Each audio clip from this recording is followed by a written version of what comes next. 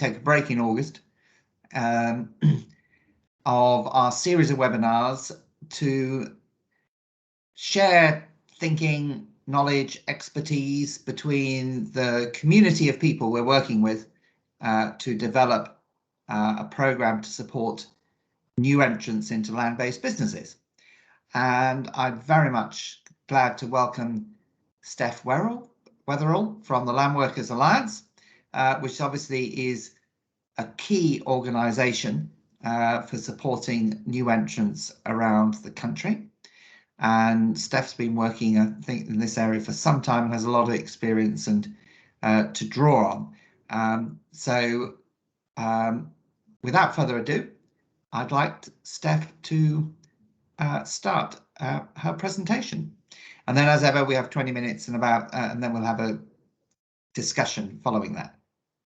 So I know others here have experience, such as Sarah Palmer, in terms of mentoring and so on, and I'm sure other people do too. Brilliant. Thanks, Steph. Go for it. Brilliant. Thanks a lot, Henry. Let me just share my screen. Can everybody see that okay? Yes. Yes, brilliant. Okay, great. Okay, so just a little bit of an introduction. My name's Steph Wetherell. I work for the Landworkers Alliance. I've been running a pilot mentoring program for the LWA for the last couple of years. This program came about, I was working on the Farm Start network with the LWA, and part of that funded project was to do a feasibility study into mentoring, which is something I had a particular interest in. I lived in Canada for a couple of years, and the Young Agrarians organisation out there run a really successful farm business mentoring program. So I put together a feasibility study looking at what was kind of around and about. And then in partnership with 3 other organisations, so the Ecological Land Co-op, the Organic Growers Alliance and the Community Supported Agriculture Network, we decided to do a pilot programme. I think these organisations all work quite heavily with new entrant farmers, and so we've had a lot of similar experiences that there was a real need.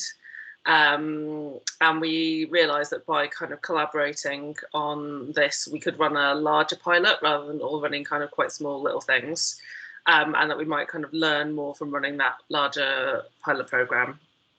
I guess a little bit about why we decided we needed a mentoring programme.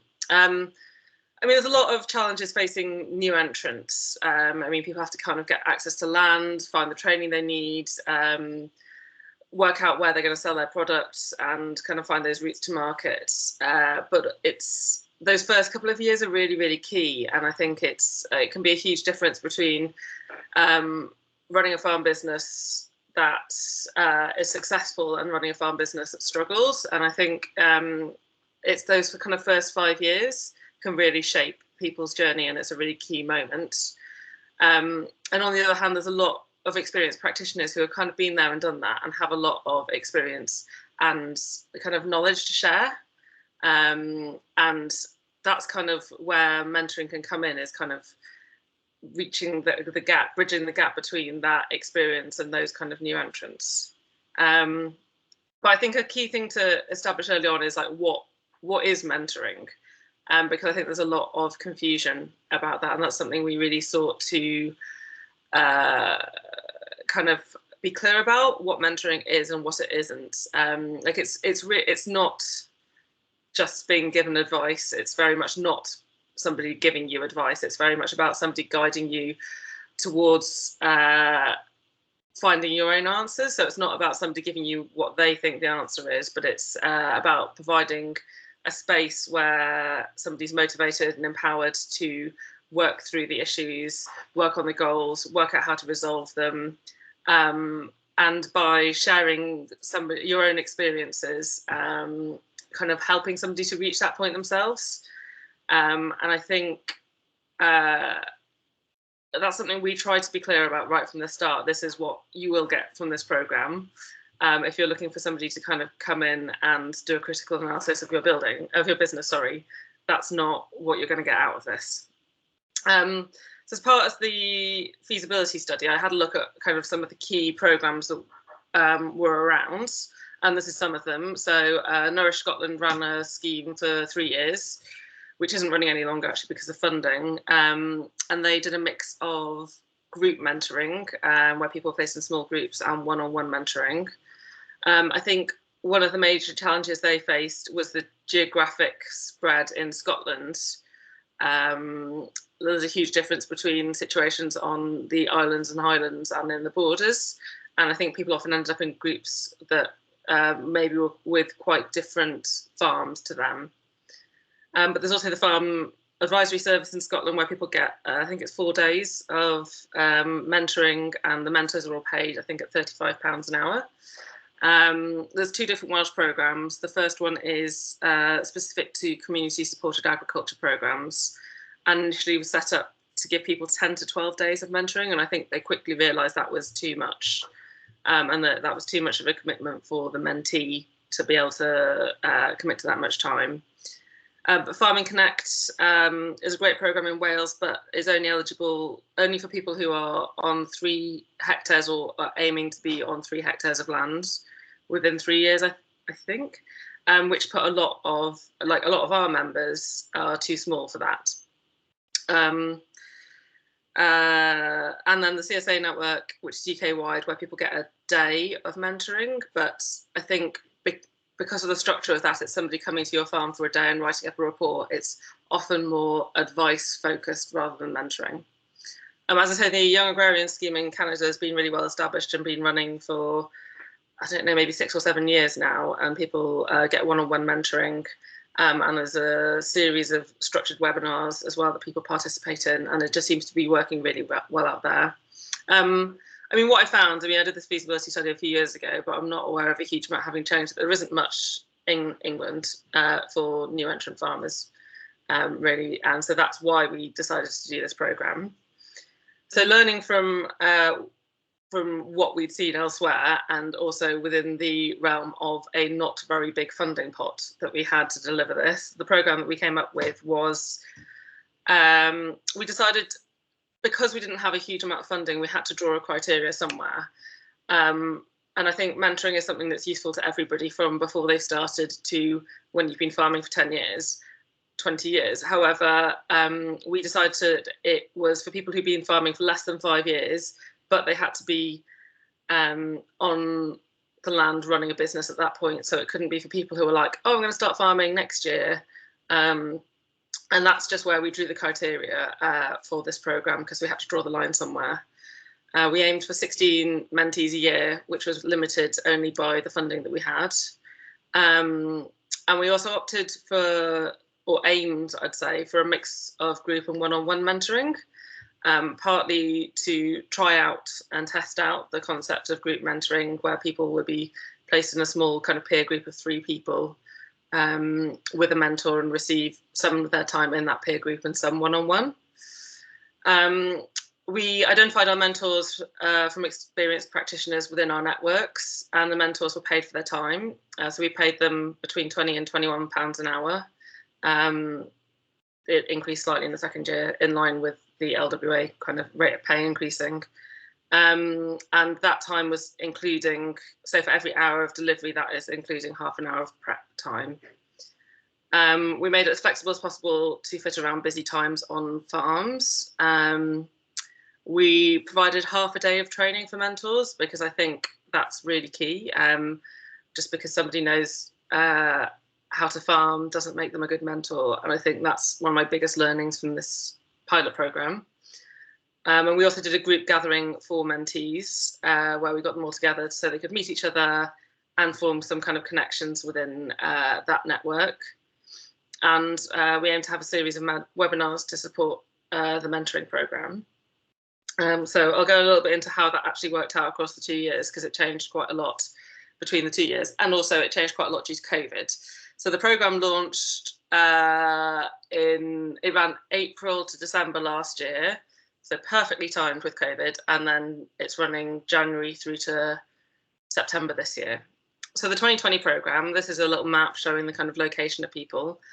So as I say, we got slightly impacted by COVID. Originally, we were supposed to have a face-to-face gathering, and instead we ended up having a online gathering and doing the online training with mentors, which I think was a shame for people not to have that face-to-face connection, but it also make it a lot more accessible for people, because as you can see, like, people are traveling quite a long way. So we ended up having 14 participants. 2 people rolled over until the 2021 programme because they were having to put such big changes in so quickly into their business. The first year was very horticulture focused. So we had 12 horticulture farms, 1 mixed farm and 1 kind of livestock dairy farm. So we trialled the group mentoring, and we had quite a nice cluster around Manchester, kind of Sheffield area. So that was a group of 3, and we had a nice cluster around Bristol, kind of South Gloucestershire area, and that was a group of 3. And then we had a pair of people down near Brighton, 2 people up in Glasgow, and 2 people in Dorset, and then 2 people on their own. It was like last year, it was pretty easy to match people with a nearby mentor. I think the location of people, they were quite nice and close to each other. They were quite nice and close to experienced farmers and growers. And where people were at in their business was also in quite a similar place. The impact of COVID is that a lot of people decided to start with some online kind of meetings or phone meetings to kind of, so they could actually start in kind of April, May time. And a few groups decided to wait until July when things eased up. And I'd say the feedback was that definitely being able to do some face-to-face, especially in the group situations, really helped. I think people found that like online one-on-one was fine, but trying to do that in a group was really difficult. But interestingly, so the 2 people in Glasgow both had quite a lot of practical growing experience, and really wanted to input into their mentor because they really felt that there wasn't anybody local to them who had the right experience that they needed. So they actually ended up having a mentor who they picked off a list I gave them, who was based in Devon. So it was quite an interesting experience into how online mentoring could, like, just pretty much solely. They did, the mentor did end up visiting once, and we kind of covered travel expenses and travel time, but it actually worked really, really well. I think possibly because they were a bit further down the line, but it was an interesting experiment as to whether that could work. And so this is a little bit of feedback from one of our mentees, Stephen, from last year. I'll just read out the quote. The mentoring programme helped us to set 3 clear goals for the year. Find by the end of the season where we're going to grow for the long term. We currently rent our site. Reach a certain turnover target. Determine what essential investments we need to make on our current site to make the growing season a success. Our mentors gave us the confidence to look for different site options, and we ended up putting an offer for the land we're currently renting, which has been accepted. We reached 75% of our target turnover with 6 months left in the year, and we have a clearer vision about the priority investments to be made. But I think one of the reasons that Stephen and his partner got so much out of the mentoring is that they went in with quite clear ideas, and kind of the mentor really helped shape their goals. And I think was a really positive experience from last year. The 2021 programme came with a lot more challenges. The geographic spread was even greater, and not only that, the type of farming was a lot more diverse. So we ended up we had 19 participants, which went down to 18 when one left her job. So we had 12 horticulture farms, 5 mixed farms, and 2 livestock dairy. So even though some of those people might look close together, they might be completely different types of farms. So as a result, I opted to do purely kind of one-on-one mentoring. There were a few people, 2 people in Wales were mentored by the same person, so I gave the mentor kind of discretion as to whether he wanted to combine any of the hours, and he ended up doing that. He spoke to both of them and did a kind of shared day where they all got together on his farm as a 3, which I think has been really positive. But I think allowing the mentor to have that discretion and decision making has been really good. there was definite challenges in parts of the country to find experienced mentors. The person up north of Aberdeen, for example, is setting up a micro dairy, and they're just simply, I mean, there aren't a lot of micro dairies in the UK, and there definitely aren't any around there. So they've ended up with somebody who's quite a long way away from them. And in the east of England, in terms of kind of small scale agroecological growing, there isn't a huge amount of people with a lot of experience. And so more people ended up with mentors further away, but it was a much more collaborative process this year with the mentees kind of selecting mentors. And we had quite a lot of mentors. I think out of the 6 mentors, 5 of them have returned for this year and are continuing to be mentors again. And the 6th one is just geographic, that there wasn't anybody nearby. I think distance-wise, actually, people have found it's not been so much of an issue if they've had ownership over that position. So if somebody, one of the people, for example, in Suffolk has got a mentor over in kind of Worcestershire, but because we discussed it and he kind of knew that that was going to be happening and was happy with that, and that was the mentor he wanted, I think that actually worked out really well. So what's the learning been? I mean, it's been a pilot program. We knew that there were going to be challenges. We knew things weren't going to be perfect, and that's kind of the point of a pilot program. Overall, it's been a real success. The feedback's generally been really positive. The scheme finishes in September, and then I will be doing a bit more of an evaluation about what has and hasn't worked really well. But there's been a huge need. We were massively oversubscribed. We were couldn't offer places to, I think it was, we offered places to less than half the people who applied both years. In my experience, this worked best for people with more experience. I think people who are coming in the first year of setting up a business are still trying to work out the practicalities. So they're still trying to work out how to grow on their land, how to lay things out, the kind of the technicalities of farming rather than the kind of more business focused stuff. The group mentoring, like 2 of the groups worked really, really well and the other 2 didn't. And I think partly that was around location. I think the group in the north, for example, there isn't a lot of growers of that size and scale in where those people are, and so I think having that network was really good for them. But I think my learning is that it works well if people are in a very similar place in their business. Otherwise it can just, one of the groups ended up splitting the group mentoring time into one-on-one time.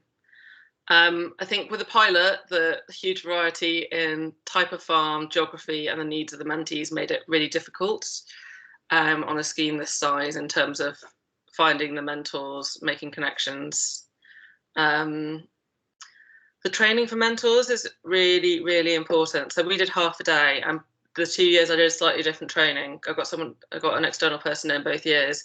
1 year was a bit more practical. So here are some tools of how you might run a mentoring session. And the second year was more how to set a relationship in a good way to be a mentoring relationship rather than kind of going into a advisor role. But I think just because someone's a good farmer doesn't mean they'll be a good mentor. And I think it's really key to really invest in that training for the mentors. I also think one of the things that I struggled with, because my time to coordinate this has been quite limited, because of the funding we got, the regular check-ins with the mentors and the mentees is really essential. So whether that's like a monthly or bi-monthly phone call, and it doesn't have to be a huge one, just check that everything's going along, rather than getting, expecting people to kind of come to you if there's a problem, and then getting 6 months into a program and somebody being like, oh, I haven't really heard from my mentor, is a little problematic. But I think the key question to ask is mentoring actually what the person wants? I think we had people on this scheme who came on this scheme because this is all that was available, but actually this isn't what they actually needed. Maybe they needed business advice. Maybe they needed kind of connecting into the local kind of network. Maybe they needed training, but because this is what was on offer, that's what they ended up taking. And I think those are the people who struggled. But I think the people who are really like, no, I want a mentor, I want that relationship that builds and, you know, supports me during this time, but asks questions and guides me in a, you know, in that process, is those people are who got the most out of it.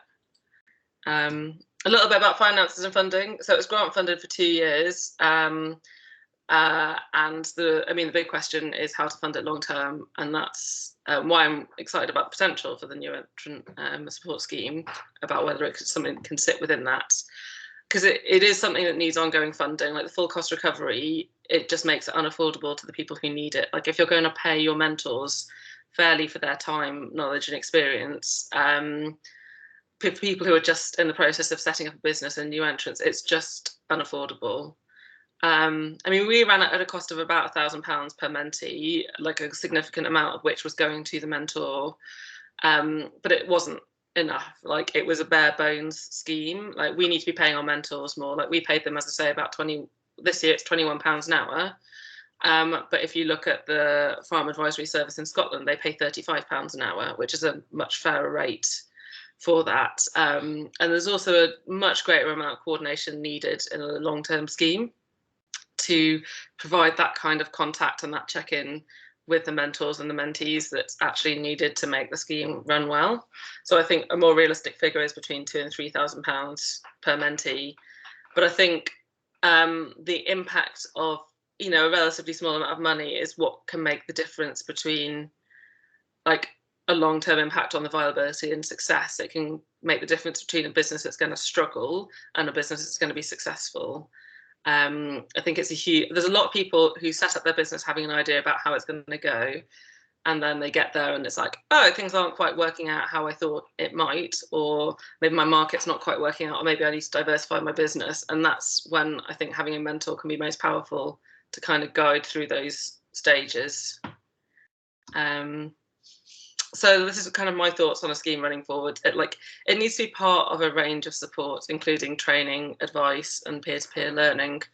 And then that means that the people who are come into the scheme are the people who actually want the mentoring, and the people who want just some business advice are able to access that elsewhere. And there's a number of different points in setting up a business at which mentoring is useful. And I think it's really important to be clear about what people want out of the program. Are they wanting advice on, or mentoring, sorry, on business structure or diversifying or business viability or routes to market? And really encouraging people to think through what they're actually trying to get out of it, rather than, oh, I'd quite like a mentor. I think the people who come in with that vague feeling, that puts a lot of emphasis on and a lot of work on the mentor. I think focusing on one-to-one mentoring is much more simple than trying to introduce group mentoring. Invest in proper training for mentors. I think a day of training is a really good idea. And I found that allowing mentees to choose their mentor really gave them a sense of ownership and a lot more buy-in, rather than trying to kind of match people up. I also feel that around 20 to 30 hours is a reasonable commitment for people to make over the course of a year. And I think it's really useful to make it a year-long scheme, because I think the scheme needs to be flexible to fit around busy times on the farm. So some people might choose to do a lot over the winter and just a bit of a check-in over the summer. And I think there is a place either within the mentoring or in wider kind of knowledge sharing on webinars on issues like budgeting and accounting. So we did 2 this year. One was on record keeping and accounting, and one was on budgeting and forecasting. And people said it was some of the most useful stuff they got out of this year. They were run by a qualified accountant who is also a farm manager, so was able to give really specific, quite in-depth farm accounting info, and people were able to ask questions like, oh, where should I put this and what about that? And so just someone who really has that kind of understanding of both of those. So just one final quote from one of my mentees from last year, Rob. His openness and willingness to share both his knowledge and intimate crucial details of his own business operation is refreshing and invaluable. Okay, that is the end of my presentation. I will pass back over to Henry for questions.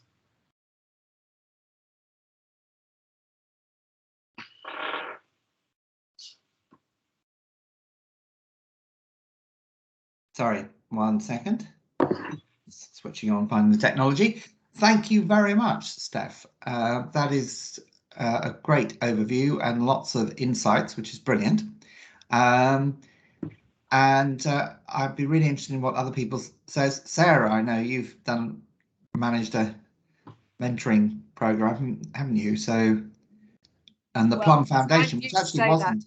Yeah, Sorry? it's kind of to say that I don't personally manage it. I'm an advisor, and I certainly helped when we set up when the trustees set up the Henry Plum Foundation. But I would agree with so many things that Steph said in her presentation. It's mentors certainly need good guidelines, and the mentees certainly need to understand exactly what a mentor is, so that there's no confusion, that you're not being given business advice, you're there as a sounding board. And it's interesting because the Henry Plum Foundation is, you might probably know Henry already. It's a scheme that asks people to put forward their business plans so they can apply for some funding, but it also offers a mentor to go with that business project. Now, some people do actually think it's just a good idea to have a mentor as opposed to wanting financial support. So it does show how important having a mentor for your business is. The one thing, of course, is sustainability of any scheme, because it's really interesting, isn't it? If it's foundation, you've got to continually raise funds, and that can be problematic. And you're relying on people's goodwill. If you're actually paying people to do a service, then obviously you've got to have a sustainable amount of funds. So it's very interesting because, as you know as well, we did research projects, feasibility studies on a matching service, 2 separate projects. So matching people with opportunities for land as well as mentoring, it's been agreed for many, many years.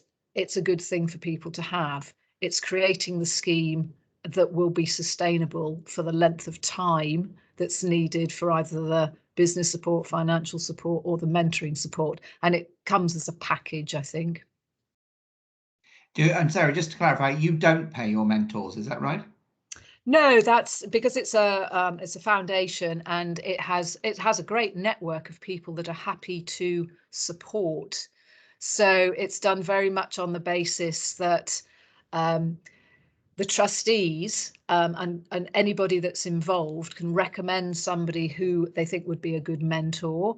Applicants can also state who they might like to have as a mentor, and then the system works that somebody will be found who the trustees think are suitable for that particular business plan. But if somebody wrote in to say, I don't need financial support, but I'd like a mentor, could you put me in touch with X?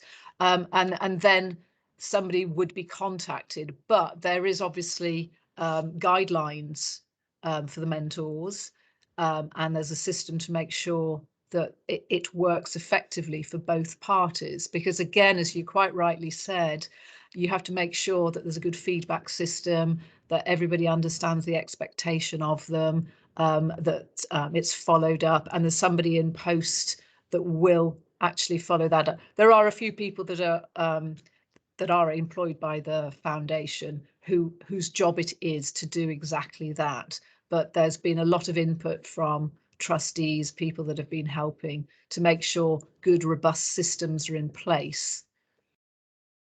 Mm-hmm. Great. Thanks very much, Sarah. Would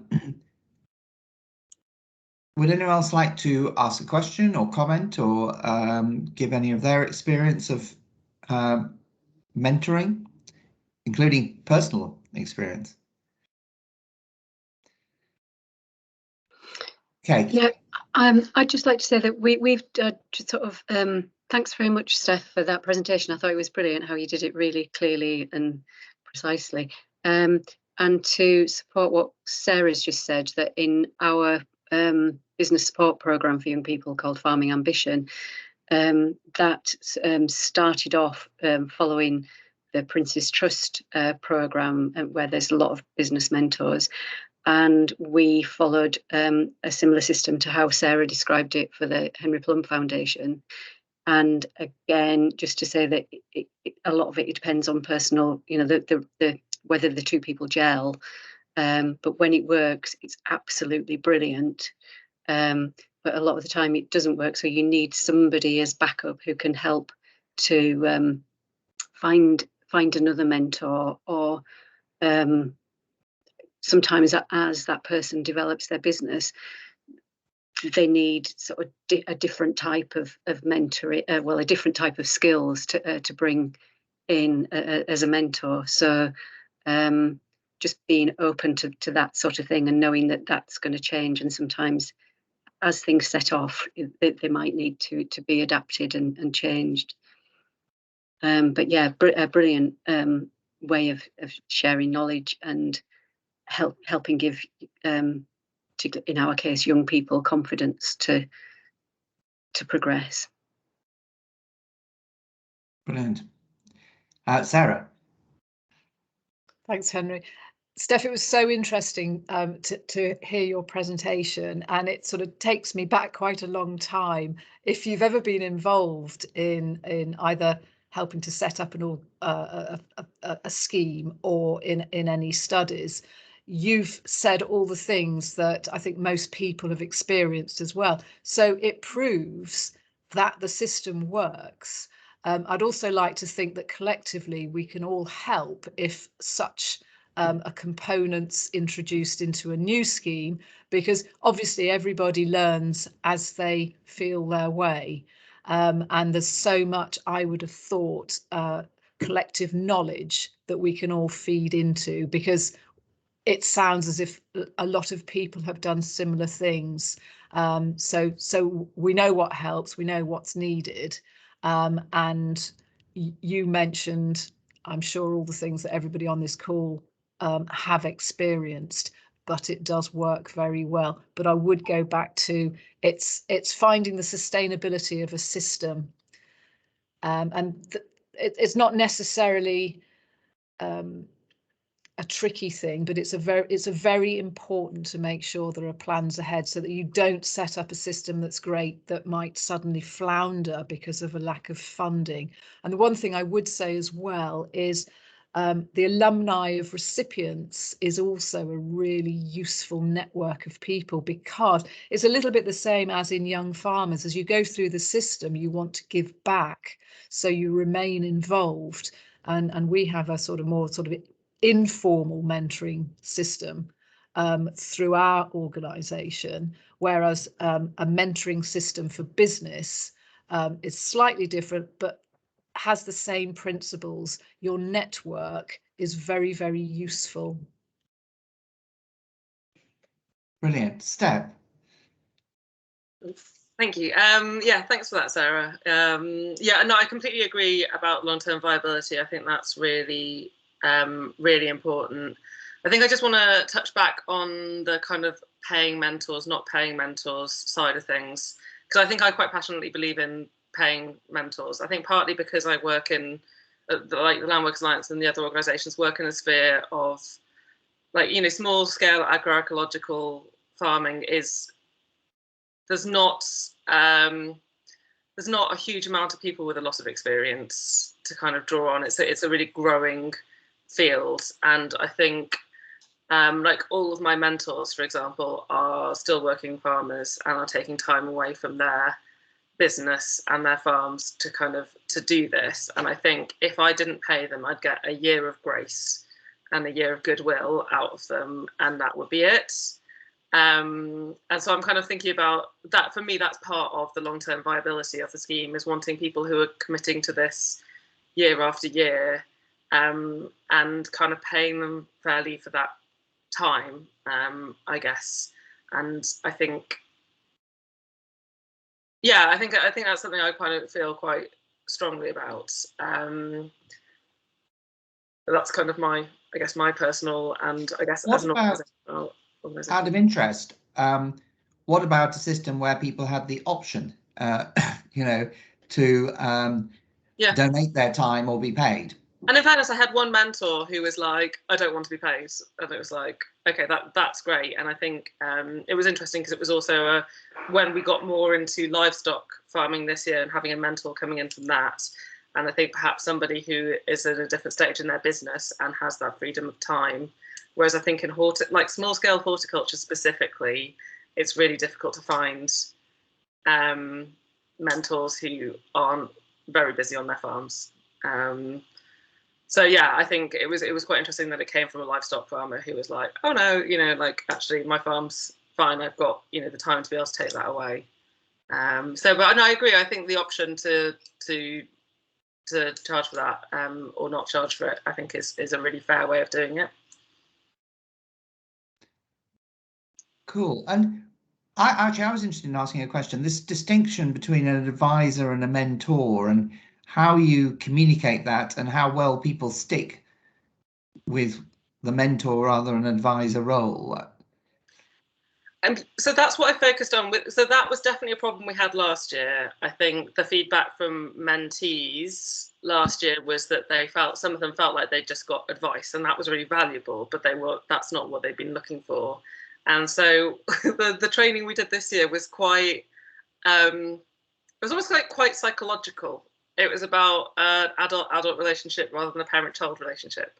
And it was somebody who does training with mentors, and it was very different to that. But it was all about, on the mentor, how to set up that relationship in that way, and how, if somebody comes at, you know, like if somebody's coming to you with a question, how to maybe steer that round. And but I think having a clearer set of, I mean, I put guidelines out to our applicants explaining what mentoring was and wasn't, but I still think some of them were just hoping they might get some advice out of it anyway. And I think there is a certain element that naturally comes out. I mean, if somebody's like in the middle of you know, like panic about something, the mentor's not necessarily going to turn around and be like, well, I'm not, you know, I'm going to tell you what to do. This really obvious thing about that.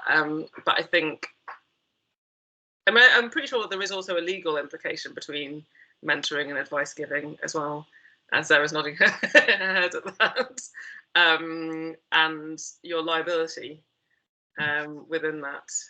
Can you give a practical example of what would be an interaction that is advice and not mentoring, and one that's mentoring and not advice? Or I mean, an interaction where somebody's like, I mean, there's just any kind of really practical, you know, can you tell me how to set up my irrigation system?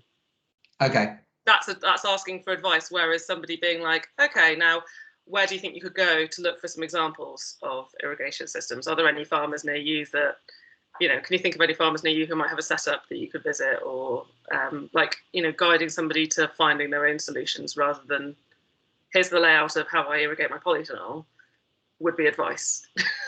Right.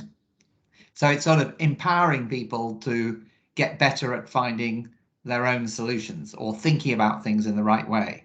Yeah, I think it's creating a place where that, I mean, I like personally, I've had a mentor, and it was about this kind of place, this space that she created, where I would come with kind of questions, but also, you know, it was almost the questions she asked me were more insightful, and I learned kind of more from that. Cool. Any other reflections or questions or comments? Sarah.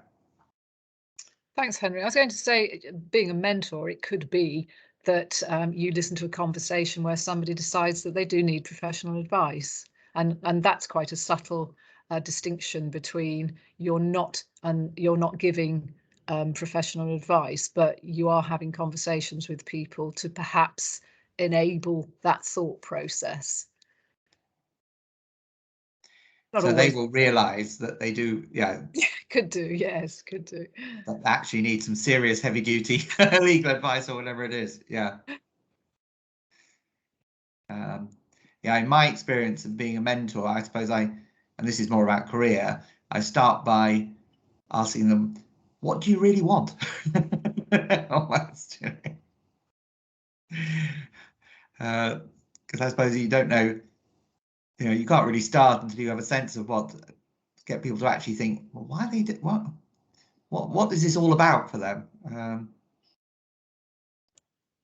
It's interesting, the whole process of communication, and how much just having a conversation and answering a question like that can really empower somebody's business plan or their thought process towards their business. So I do agree with that.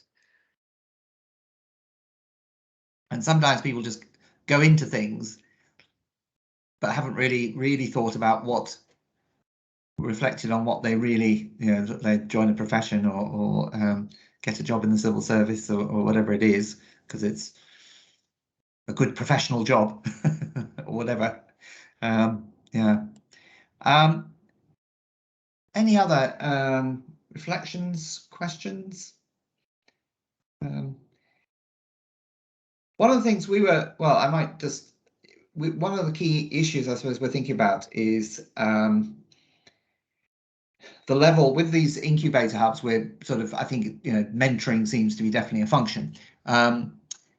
Question is this something that benefits from a national or approach, or is it something best organized locally? And is that how much, I mean, in terms of costs and funding, I wonder how much could be sort of automated to some extent, like, a website promotion, become a mentor, and then you have a sort of bank of people, you provided lists, didn't you, Steph? But you could have, I mean, it's something like LinkedIn, isn't it? A LinkedIn group or whatever, you can see what people have done, and who, I just wonder to what extent could the costs and, without losing the essential sort of, the relationships are obviously key here.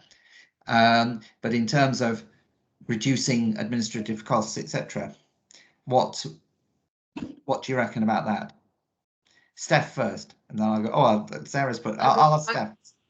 I mean, I would say central coordination could work really well. I just thinking about the Farming Connect scheme in Wales, which is like a kind of centrally managed scheme. But I think there is also a role for kind of regional support within that.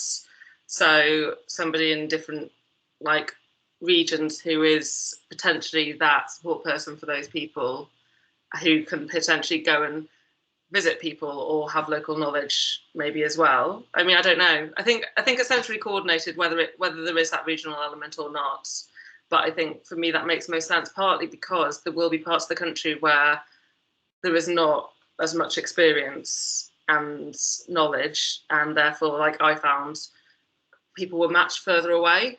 And I think if you only have the mentors in your specific geographic locality to match with, I think that doesn't always work for everybody. So I think that a large scheme that saves on the kind of admin and overheads could be really positive, with the addition of local knowledge about who to approach and who might be a good mentor, for example. Because in a way we were thinking that the hubs might be the person who runs the hub and is a sort of immediate go-to support for the people in the hub, if you see what I mean. So they're providing some sort of guidance anyway. So it's a sort of interesting, I mean, in one, I remember seeing something that contrasts mentors that were sort of generic business people, entrepreneurs or something like that, versus people with specific technical knowledge. And I can't remember who, I think this maybe it was, I can't remember which presentation was this, but they said that people had found people with more specific knowledge more useful. So I just wonder about if we did have someone who was providing support in a hub, what they might do versus what a mentor might do. I mean, I think they would provide, there'd be a certain signposting aspect of working with that person to work out what they need and then be able to signpost them on. It's like, oh, well, actually, it turns out what you need is mentoring, and there's a centralized mentoring program that you could apply to, for example. Yeah. I think I'm of the opinion that mentors who have some farming experience is really useful, because I think farming is not like a lot of jobs. It's not like running a normal business. It's so multifaceted. There's so many different factors of it. You're not just running a business, you know, like there's so many different pressures, that somebody who understands that, I think, is really helpful. But I also think that person running the hub can provide some initial support, but would then pass somebody on to the mentoring program. Interested. Do you have some thoughts, Sarah, on that? Yes, I mean, I agree with so many of the things that Steph's just mentioned. I do think it would probably be a good idea to have perhaps a national hub where people could, where sort of expressions of interest could be collated and then probably devolved to various different regional hubs, perhaps. I certainly think it's quite true that although sometimes it's good to have somebody from a different business give different business ideas, the understanding and knowledge of land-based industries and farming is very different, and so it doesn't, you know, you can get some good innovative ideas, but they've got to work in practice and a good knowledge of what works, what doesn't work, what's gone before, what's coming, changing policy. That can save a lot of time and a lot of frustration. But I think the process of deciding and helping people understand what they need is very, very important, because you don't always know what you don't know. So if somebody's there to listen to what your thoughts are, it's much easier then to point you in the right direction quicker, rather than you learning from your mistakes. And if you have a seasoned mentor who has run a business, who has done something in the particular sector that you want to either go into or develop, it's all good. So it's pulling lots of strands of probably what's already been studied, what's already out there, to make it more effective, because I think there's a lot of things that are being done very well. But if you want something a little bit more central, I think that point of contact to link things up and direct people more effectively would be useful. Amy, you've just put in a comment. Do you want to come on and just add your comment in the orderly? Hi, yeah, sorry, I can't turn my video on today, but I work on policy at the Community Supported Agriculture Network, and yeah, finding these webinars very useful actually, so thank you.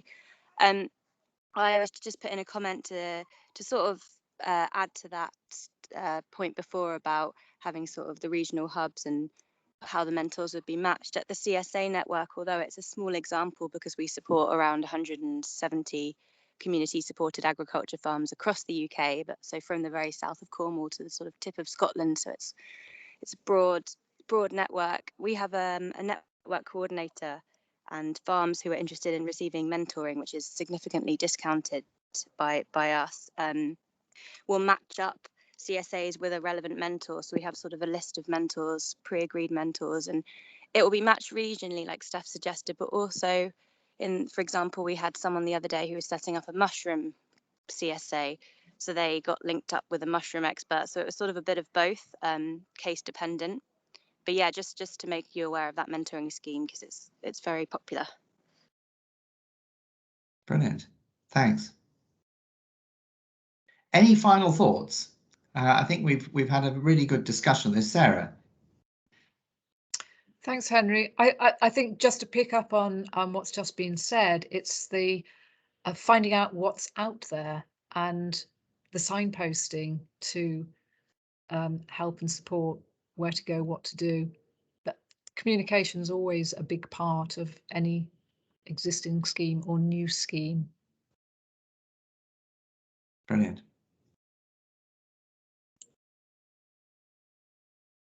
Okay, well, I think unless there are any final questions, I think we've had a really useful discussion there, and I think this is obviously a key part of the scheme that we're looking to create. So I'd just like to thank you very much. Thank you, Steph, but also thank you, Sarah and Kate, for sharing your experience as well, which is, you know, absolutely this is what these webinars are all about. Obviously we'll be sharing this, and this is one of the things that are going into the